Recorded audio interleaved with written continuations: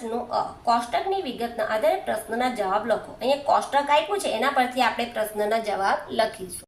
બળદગાડો 3 ફેરામાં કેટલી કેરી લાવશે? તો કેટલી કેરી લાવે છે? એક ફેરામાં બળદગાડું 200 કિલોગ્રામ લાવે છે। એક ફેરામાં કેટલી લાવે છે? 200 કિલોગ્રામ। તો અહીંયા જવાબમાં શું આવશે કે એક ફેરામાં કેટલી લાવે છે? 200 કિલોગ્રામ। તો માટે 3 ફેરામાં કેટલી?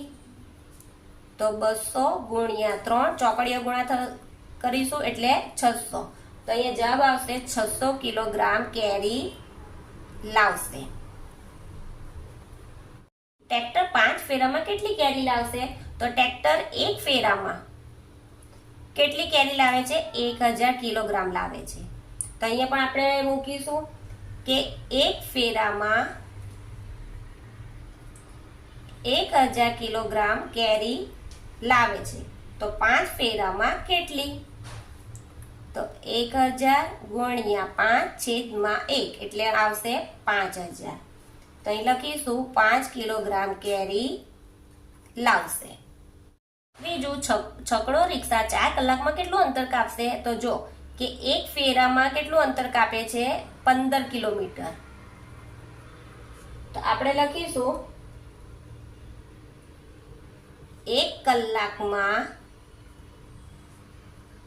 15 કિલોમીટર અંતર કાપે। તો માટે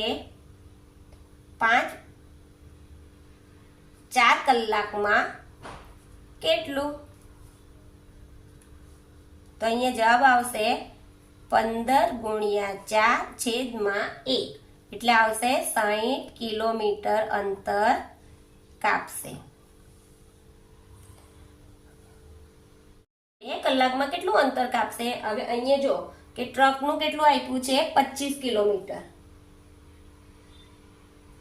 સોરી ટ્રકનું આપ્યું છે 45 કિલોમીટર અંતર કાપે છે। તો આપણે અહીંયા લખીશું કે 1 કલાકમાં